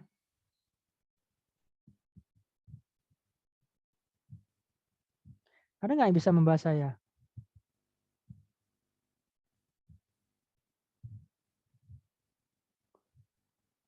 Yang kemarin ikut BTCLS, ada yang bisa membantu? Jadi, memastikan pasien henti jantung. Yang pertama kita cek adalah? Nadi, Pak. Oke, nadi. Nadi. Benar, Nadi benar. karotis, Pak. Ya, benar jawabannya. Ya. Jadi kita cek pulsasi nadi karotis. Jadi kita nggak usah baca soal, kita sudah tahu jawabannya ya. Di sini. Ketika kita sudah tahu kata kuncinya. Jadi sebelum itu kita tahu kata kuncinya di sini.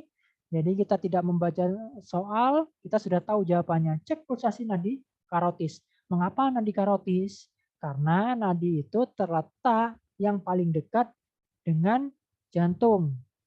Dan paling besar dan mudah kita identifikasi daripada nadi yang lainnya. Nah, di situ. Itu alasannya kita mencari nadi yang paling besar dan mudah kita cek. Yaitu adalah nadi karotis. Sehingga jawabannya ya itu enggak ada lain, yang lainnya. Cek pulsasi nadi radialis juga bisa sebenarnya, tapi terlalu jauh dan terlalu sulit. Ya. Nah, di situ. Jadi yang paling akurat ya karotis lah yang kita identifikasi. Ya. Tanpa kita melihat soal, hemat waktu akhirnya kita. Ya. Kalau Anda menggunakan cara yang biasa, Anda membaca soal, kemudian membaca pertanyaan, ya kan? Kemudian Anda membaca pilihan, Anda nanti akan kembali lagi ke soal akhirnya. Ya. Nah, di situ. Tapi kalau misalkan kita sudah tahu kata poinnya, kita ke soal langsung kita tahu jawabannya yang mana. Nah, itu mempermudah kita untuk menghemat waktu juga. Kalau kita menggunakan cara yang kedua, kita biasanya membacanya itu bisa sampai 2 sampai 3 kali, Mbak, Mas, ya. Jadi membaca soal itu bisa sampai 2 sampai 3 kali mengulang-ulang soal itu. Ya. Kalau kita tidak Dilan, tahu waktu Dilan, pancang Dilan. ya, di situ. Itu kata kuncinya. Oke. Next kita masuk ke soal berikutnya. Soal ini ada beberapa di UKM keluar. Ya, kita disuruh untuk melakukan interpretasi, kata kuncinya ya, interpretasi, yaitu menentukan pasien itu mengarah ke asidosis atau ke alkalosis. Boleh minta bantuannya untuk silent? Okay. Saya coba mute ya. Oke, baik.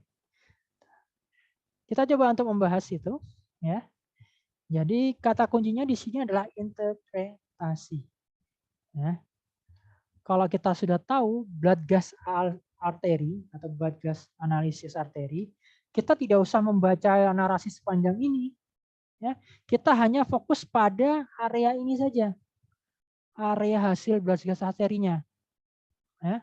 Kalau kita sudah tahu kata kuncinya, ya, di situ.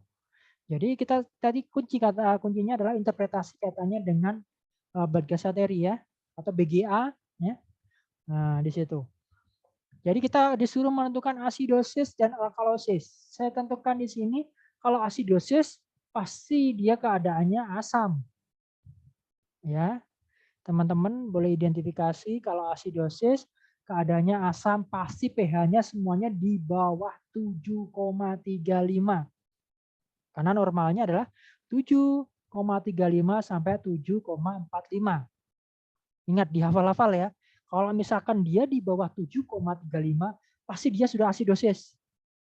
Ya. Kalau pH-nya sudah 7, di atas ya, di atas 7,45, dia pasti dia akan mengarahnya ke alkalosis. Itu kata kunci cara menentukannya yang pertama. Ya, di sini. Bisa dipahami ya, di sini. Jadi kalau kita lihat di dalam kasus ini, ya, pH, nah kita sudah lihat di sini 7,15, berarti di bawah 7,35. Berarti jawabannya yang asidosis yang mana ya? Ada A dan ada E yang asidosis. Ya, di situ. Oke. Sudah kita kunci yang A dan E. Nah, sebentar, saya kayaknya ada tabelnya. Bentar ya. Saya share dulu tabelnya, biar Anda lebih paham. Saya kayaknya ada tabel.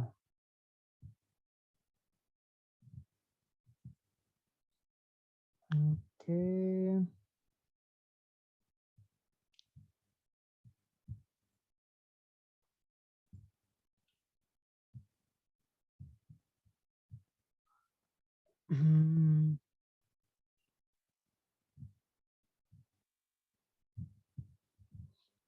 Bentar ya.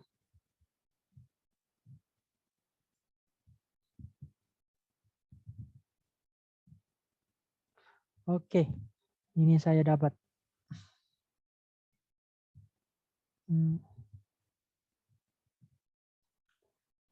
Oke. Baik. Nah, ini kelihatan ya di sini. Nah, ini saya dapat tabel. Ya. Jadi saya katakan tadi, kita normalnya 7,35 sampai 7,45. Nah, jadi kalau misalkan di bawahnya sini, kita sudah masuk asidosis. Kalau misalkan di atasnya 7,45, berarti kita masuk ke alkalosis. Ya, di situ. Nah, tapi asidosis dan alkalosis ada pembagiannya kembali. Nah, di situ. Dari mana kita melihatnya? Dari PaCO2 dan HCO3. Nah, di situ. Jadi dari PaCO2 dan HCO3. Ya. Kalau misalkan tadi kan sudah ketahuan tuh kasusnya, dia di bawah 7,35. Nah, kita lihat di situ kembali. PaCO2 dan HCO2-nya gimana dia letaknya. Nah, kalau misalkan dia tadi PaCO2-nya kurang dari 35, HCO3-nya kurang dari 22, ya, dia kemungkinan masuk ke metabolik. Ya. Tapi kalau misalkan PaCO2-nya lebih dari 45, kemudian HCO3-nya lebih dari 26, ya, dia masuknya ke alkalosis metabolik dan alkalosis dia masuk ke respiratorik akhirnya. Ya. Jadi kita kembali ke soal tadi di sini, ya. Oke, di sini kita lihat pH-nya 7,15. Kita kunci jawabannya antara A dan E. Sudah. Kemudian kita lihat PCO2. Dia rentangnya masih standar 45. Rentang normal. Kita lihat lagi di HC3-nya. Kurang dari 22. Berarti kita yang pilihan E kita anulir, kita hilangkan. Akhirnya kita masuk ke pilihan yang A. Berarti jawabannya adalah yang A. Nah, gitu. Gitu caranya. Kalau misalkan nanti ada lupa, paling enggak Anda sudah bisa membedakan mana yang asidosis, yang alkalosis.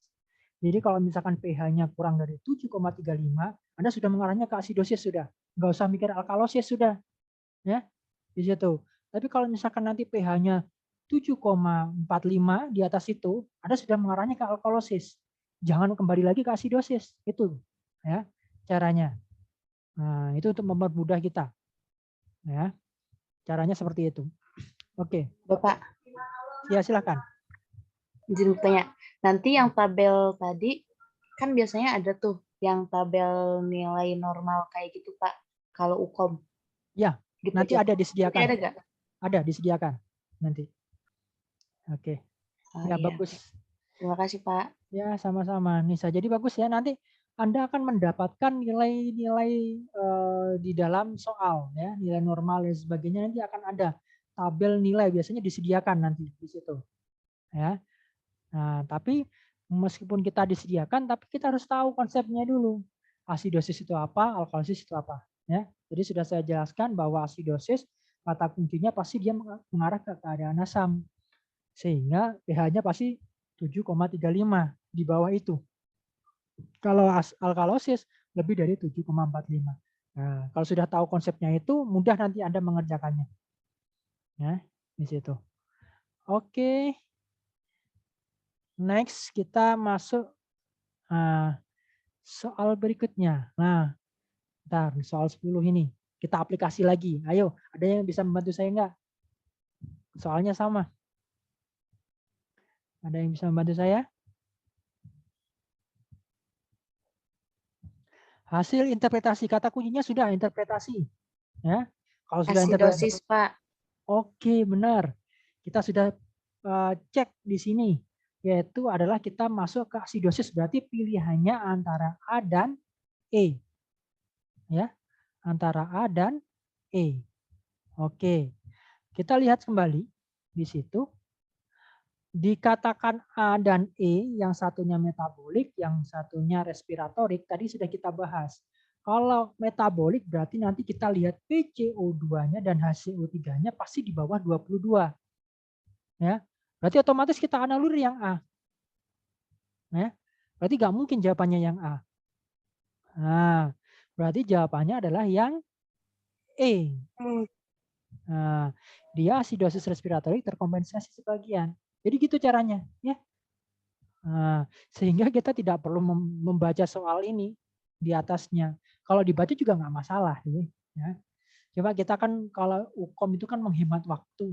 Seefisien mungkin kita mencari kata kunci, seefisien mungkin kita menjawab jawaban yang paling tepat, efisien dan efektif. Sehingga nanti kita bisa mencari waktu sisanya itu untuk mengoreksi yang tidak yakin. Ya, di situ.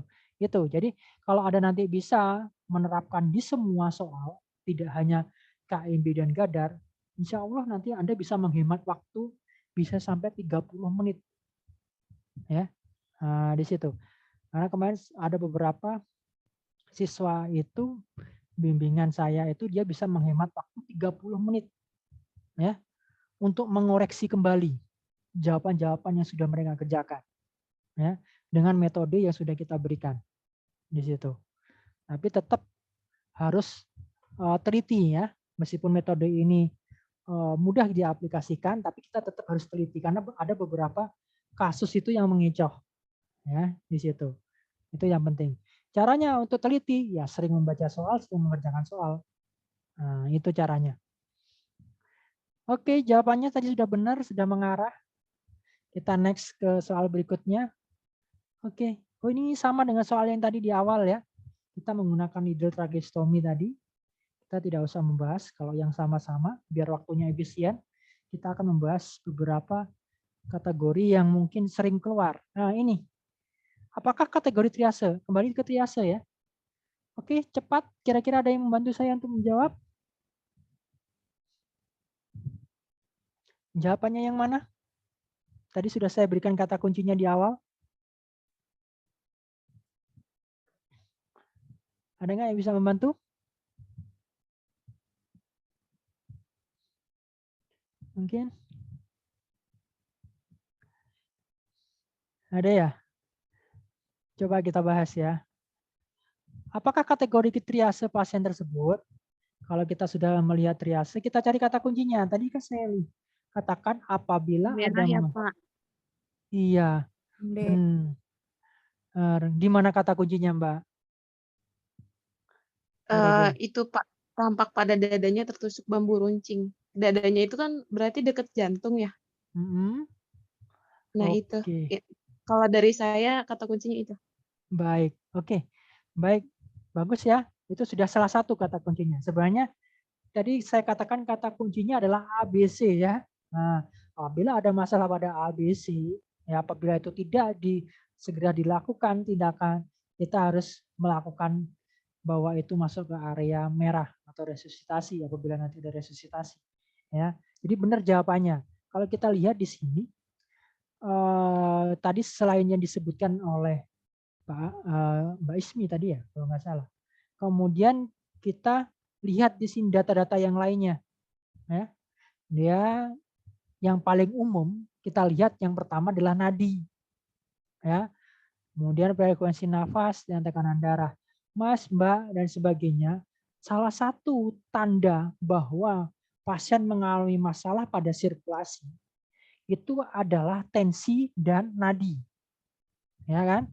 Kalau kita lihat di nadinya itu sudah lebih dari 100. Menandakan bahwa pasiennya mengalami shock hipovolemik atau ada tanda-tanda pasiennya mengalami kekurangan cairan. Ya, itu saja kita sudah pasti jawabannya yang merah. Ya, di situ. Jadi misalkan nanti tidak ada data-data yang tadi misalkan tertunjuk bahan rucing di daerah torak, ya, tapi kita bisa melihat dari tanda-tanda vital, ya, bahwa pasiennya mengalami tanda-tanda syok, kita sudah masuk ke merah di situ, ya. Itu yang paling mudah kita menganalisisnya, ya. Nah, itu yang bagus tadi, analisisnya juga sudah bagus, ya Mbak. Oke, kita next ke soal berikutnya. Oke, ini ini kebalikan soal yang pertama tadi, ya. Apakah kondisi yang sedang dialami laki-laki tersebut? Kalau kondisi kan kita bisa melihat adanya masalah, ya. Jadi kesimpulan penyakitnya sebenarnya. Kita lihat kata kuncinya di soal. Pasiennya didapatkan di sini dari hasil pemeriksaan fisik didapatkan toraks sinistra tertinggal. Nah, ada masalah di situ ya. Nah, jadi tidak simestis. Kemudian ada tanda-tanda hipersonor. Saluran nafas menurun, ya kan? Nah, kembali lagi distensi vena jugularis. Nah, berarti mengalami masalah yaitu yang kita kenal tadi adalah udara bisa masuk tapi tidak bisa keluar. Ya, adalah tension pneumotora. Ya, jawabannya adalah yang A. Di situ. Oke, kita lanjut ya. Biar maksimal kembali.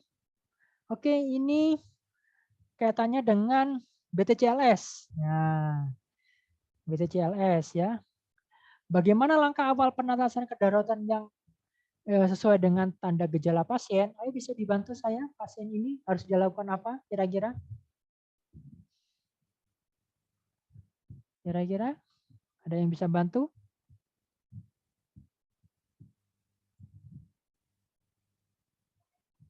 Seorang laki-laki di sini pasiennya ya 55 tahun, dia masuk IGD.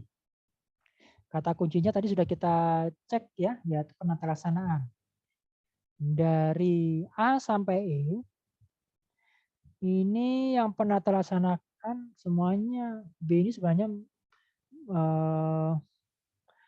kaitannya dengan pengkajian. Ya. Jadi kita A, C, D, E. Ya. Kemudian kita cari kata kunci yang ada di soal.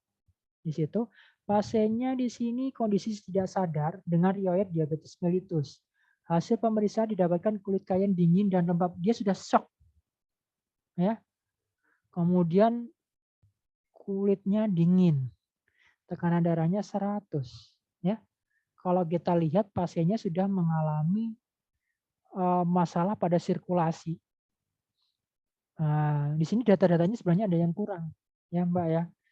Jadi kalau misalkan nanti kita cek oksigenasinya, ya, jadi kita lihat kepatenan jalan nafasnya, ya. Jadi kalau kita lihat di sini, kalau pasiennya sudah paten, berarti tindakan yang harus kita lakukan pada kondisi di sini adalah memasang, yaitu intubasi, ya, karena dia sudah masuk ke mengarah pada kondisi-kondisi shock, ya, di sini. Kita melihatnya dari tekanan darahnya. Caranya menghitung yaitu dengan MAP. Pernah dengar ya? Main artery pressure.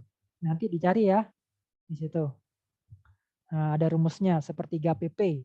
Ya, itu rumus yang paling umum. Ya, PP itu sistol dikurangi diastol. Ya, di situ. Jadi jawabannya yang lebih mengarah pada kondisi kegawat daruratan. Ingat kita kembali ke kondisi kegawat darurat ya. Di sini. Tadi kan kita lihat di sini pasiennya yang gawat darurat berarti antara A dan E tindakannya yang gawat darurat ya. Tapi di sini dia tekanan darah masih ada. Kalau CPR, nadi nggak ada, tekanan darahnya nggak ada. Ya kan? Baru kita melakukan CPR, berarti yang E kita anulir, kita hilangkan jawabannya. Berarti kita memilihnya jawaban yang A. Nah, jadi seperti itu cara mengerjakannya. Ya. Ketika kita sudah tahu kata kuncinya, yaitu penyelesaian kedaruratan, berarti dari A sampai E, kita mencari penata laksanaan yang gawat darurat. Jadi semua ini yang gawat darurat di sini adalah A dan E. Tapi di sini yang D ini juga mengecoh ya, Mbak, Mas. Karena memasang infus dextrose. Pasiennya di sini diabetes mellitus ya, ini mengecoh. Nah, Tetapi kita tahu bahwa pasien hipoglikemi biasanya di sini B dan D ya, B dan D. Ini mengecoh karena pasiennya DM. Kemungkinan pasiennya hipoglikemi. Ya. Tetapi biasanya pada pasien-pasien hipoglikemi kita jarang menjumpai bahwa tanda-tanda shock itu muncul. Ya, di situ. Biasanya kalau dia mengalami penurunan kesadaran, tanda-tandanya dia tuh ngorok biasanya. Ya, kalau pasien hipoglikemi. Nah, di situ. Itu yang membedakan. Tapi juga kalau misalkan di IGD ya nanti ada ngecek itu semua. Ya. Oke. Next. Kita ke soal berikutnya. Ya. Di sini kata kuncinya adalah apa yang harus diwaspadai oleh perawat berkaitan dengan perubahan yang ditujukan oleh pasien. Kalau perubahan itu berarti adalah kita melihat adanya tanda-tanda yang nanti akan muncul atau respon terhadap kondisi pasien berikutnya. Ya kan? Ya, jadi kata kuncinya di sini adalah perubahan yang harus diwaspadai. Kata kuncinya, ingat itu ya. Dari A sampai E kita lihat respon mulai stabil. Oke, terjadi gangguan kontraksi jantung, berkembangnya shock hipovolemik. Oke, kalau kita lihat kan biasanya kata-kata diwaspadai ini kan berarti arahnya ke konotasi yang negatif ya, ke konotasi yang mengarah ke emergensi yang lebih parah, ya. Jadi kalau misalkan A ini sudah kita anulir, ya. Nah, jadi mulai dari B ini mungkin, D ini mungkin, ini berkembangnya shock hipovolemik ini kita anulir dulu karena ini jawaban yang ambigu yang kita tidak tahu berkembangnya itu mengarah ke negatif atau ke positif, ya kan? E, aktivitas kejang ini juga masuk. Jadi jawabannya yang kita kunci dulu adalah B, D, dan E, ya. Oke, kita kunci. Dari situ kita mencari kata kunci kembali ke dalam soal, ya. Seorang laki-laki usia 35 tahun dibawa ke UGD dengan kasus trauma kepala. Nah, kata kuncinya trauma kepala. Udah, kita masuk ke area brain. Gitu aja, sudah. Berarti kita masuk ke area otak. Ya, karena trauma kepala. Saat observasi pasien mengalami penurunan tekanan darah, tingkat kesadaran semakin memburuk, sudah shock ya pasiennya dia. Ya. Oke. Nah, di sudah 40, dia sudah mengalami beberapa kondisi shock di sini. Tetapi yang perlu kita waspadai adalah di sini, iya Mbak, benar. Peningkatan tekanan intrakranial, ya kan? Sebenarnya ketika sudah kita tahu kata kuncinya di atas kasus trauma kepala, kita sudah mengarah ke D jawabannya. Di situ. Kita sudah menganulir dua jawaban yang lain akhirnya. Ya. Jadi itu mempermudah kita menentukan jawaban. Oke, next. Nah, waktu masih sekitar 5 menitan, cukuplah untuk 2-3 soal. Ya.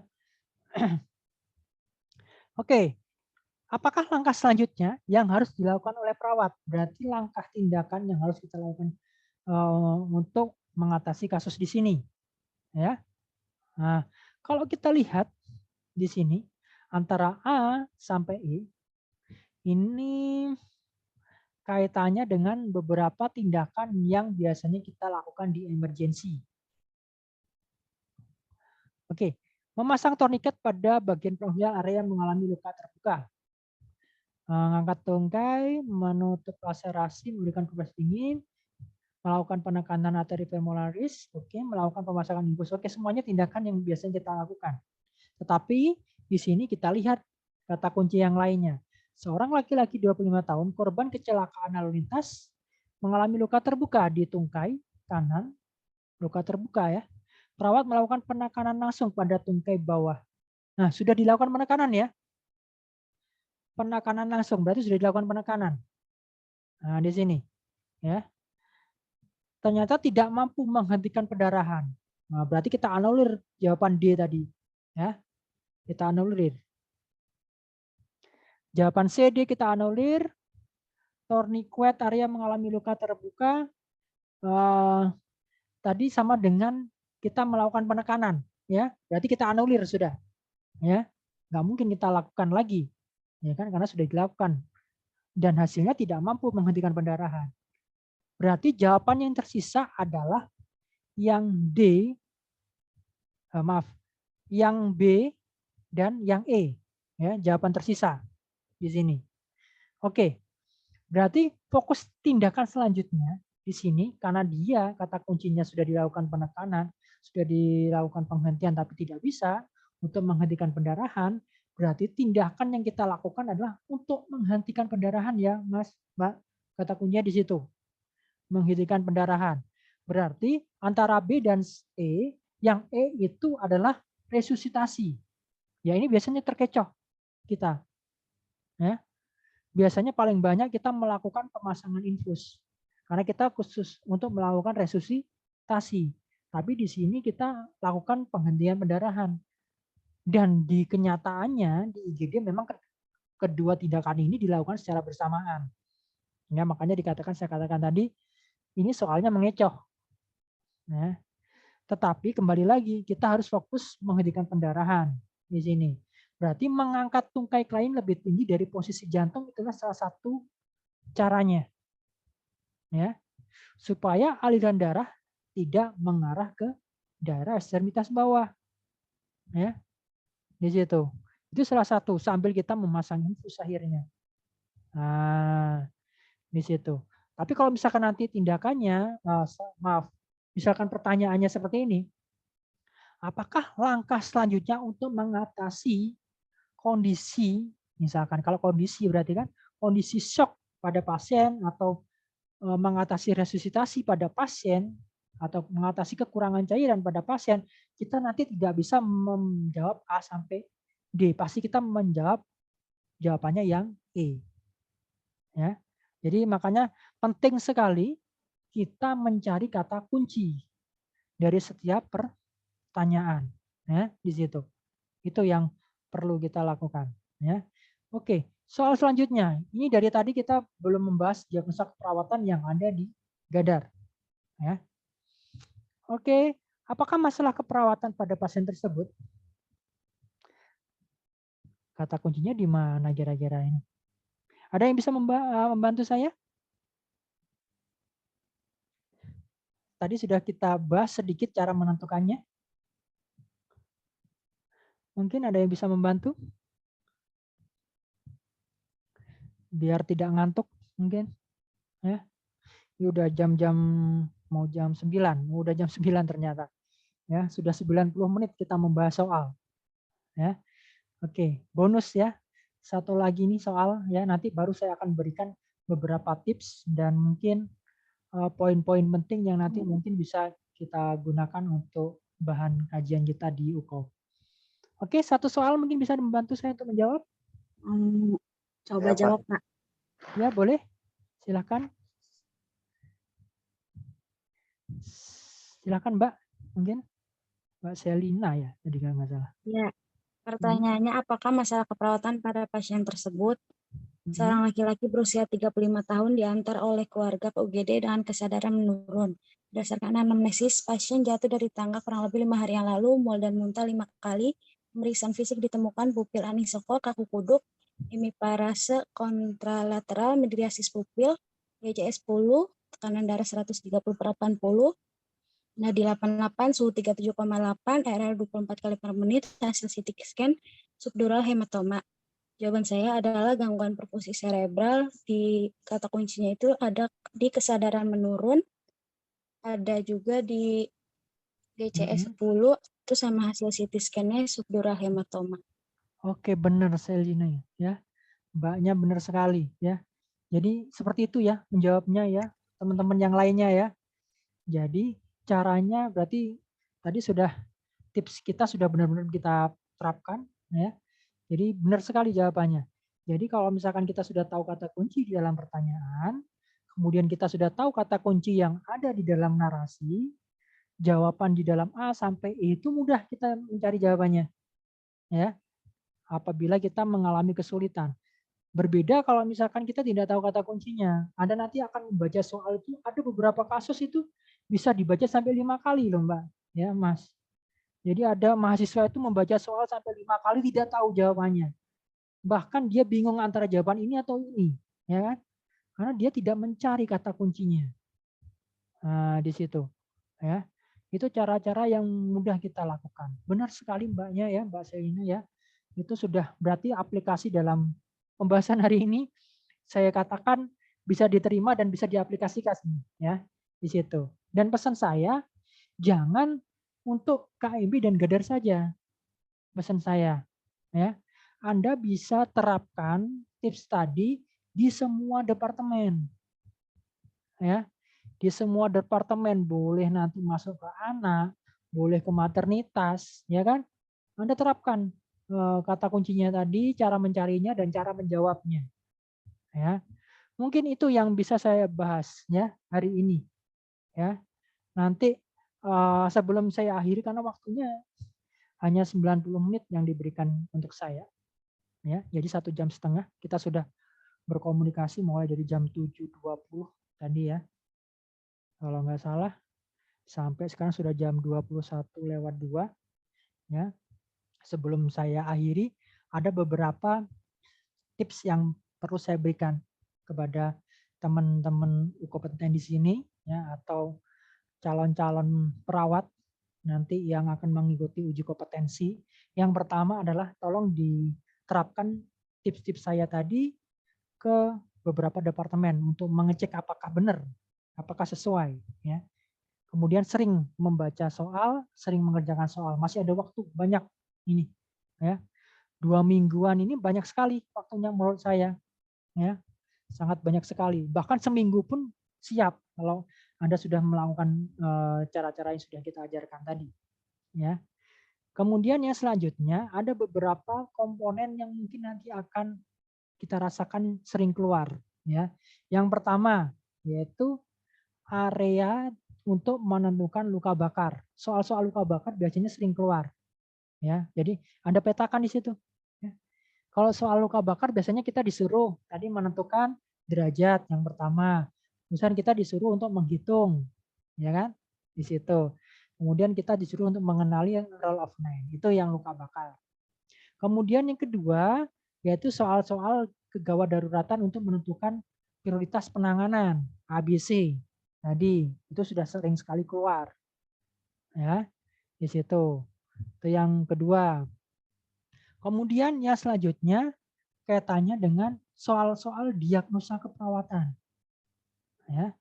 Soal-soal diagnosa keperawatan itu juga akan sering sekali keluar ya. Tadi sudah ada beberapa soal 3 yang muncul ya untuk pembahasannya di situ. Kemudian ada beberapa kasus Anda suruh menginterpretasikan. Nah, itu pasti keluar. Interpretasi itu ada BGA, ya kan? Kemudian ada beberapa hasil lab-lab yang lainnya, ya di situ. Ada juga EKG tapi jarang EKG ya, di situ. Karena levelnya berbeda, ya. Biasanya BGA saja, ya, di situ. Tapi tidak menutup kemungkinan yang lain nanti dibaca ulang. Dan yang selanjutnya adalah materi BTCLS dibaca ulang. Ini biasanya banyak soal yang erat kaitannya dengan BTCLS di situ. Ya. Itu silakan nanti dilakukan review, bukan mempelajari secara detail tapi mereview. Ya. Kalau mereview berarti kan menjelaskan atau mendiskusikan secara ringkas, mencari kata poin yang akan kita pelajari. Nah, di situ. Itu beberapa poin yang saya sarankan untuk dibaca ulang. Ya. Apabila nanti dalam ujian ada ngeblank kemudian hilang, kembali lagi saran saya tadi, tolong dicari kata kuncinya saja dulu. Ya. Kemudian ada analisis pilihan jawaban yang dirasakan paling mengarah pada kata kunci tersebut. Sehingga meskipun Anda ngeblank, teorinya lupa, misalkan karena under pressure, karena kondisi ujian, ya kan? Anda masih bisa berpikir, kalau enggak ini ya ini jawabannya mungkin. Nah, paling enggak kan Anda sudah bisa mengkira-kira jawabannya di antara dua itu. Ya. Itu makanya saya katakan yang penting kita cari tahu dulu cara mengerjakan yang tepat. Soalnya model apapun kita bisa menjawab akhirnya. Nah, di situ. Itu yang bisa saya sampaikan di sini ya. Nah, sebelum saya akhiri mungkin ada yang mau ditanyakan atau didiskusikan untuk bimbingan kita hari ini. Silakan kalau misalkan ada yang mau ditanyakan atau didiskusikan. Pak, maaf izin nanya, Pak. Tadi kan yang di soal nomor 6 itu kan pemberian D 40% karena dia itu 60% ya. Terus kalau yang D 5% itu untuk yang berapa persen tuh Pak? Maaf, mau nanya itu aja sih. Oke.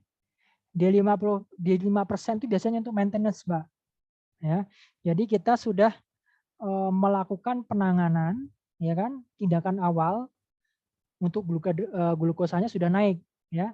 Untuk mempertahankan kondisi itu biasanya kita maintenance-nya pakai D5%. Ya. Itu juga bisa digunakan pada anak-anak. Ya kan? Di situ. Nah, ini lupa tadi saya katakan. Biasanya itu ada di algoritma. Nah, jadi saya lupa mengatakan itu diingatkan oleh Mbak Arba Intan ini. Jadi paling banyak soal itu adalah algoritma juga keluar. Ya, algoritma saya jelaskan di situ algoritma penanganan pasien hipoglikemi. Ya, nanti dicari ya. Kemudian yang kedua, algoritma pasien penanganan hiperglikemi. Ya. Kemudian algoritma pasien shock. Kemudian algoritma pasien henti jantung, apa dulu yang dilakukan. Kemudian algoritma pasien stroke. Ya. Nah, itu biasanya keluar. Ya.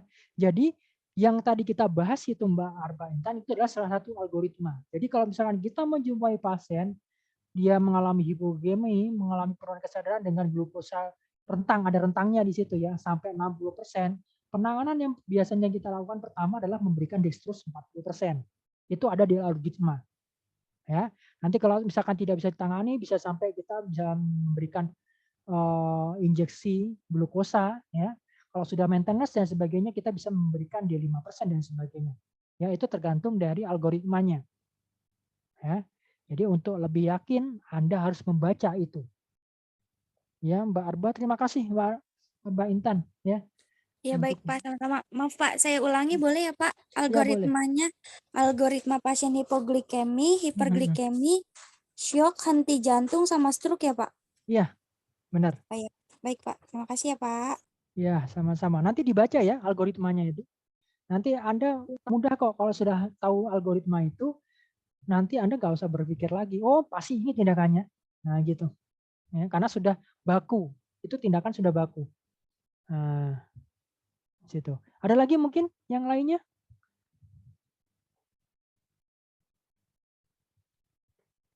Yang bisa kita diskusikan? Cukup ya. Mudah-mudahan yang sedikit ini, karena saya katakan sedikit, karena memang kita tidak membahas banyak soal.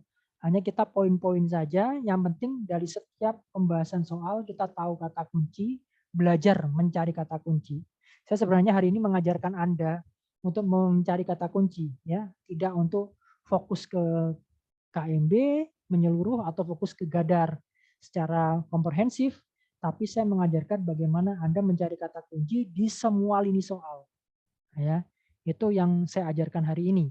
Mudah-mudahan yang sedikit ini bisa Anda terapkan dan bisa bermanfaat ketika uji kompetensi nanti berikutnya, ya. Dan apabila ada kata-kata yang kurang berkenan dari saya ataupun pembahasan yang kurang jelas, mohon dimaafkan. Sampai ketemu lagi di bimbingan, mungkin nanti ada kesempatan Anda bisa bertemu lagi dengan saya di kompeten ya, pembahasan soal yang lainnya, ataupun nanti Anda bisa bertemu di lain waktu ketika mungkin saya memberikan materi yang lainnya, ya di situ.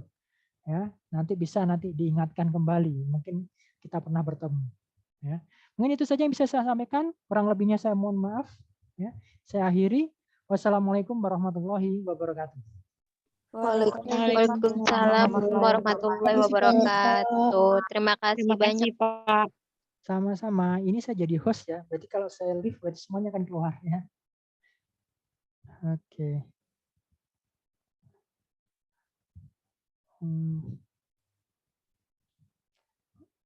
Nurse Herinya, oke, saya ini dulu.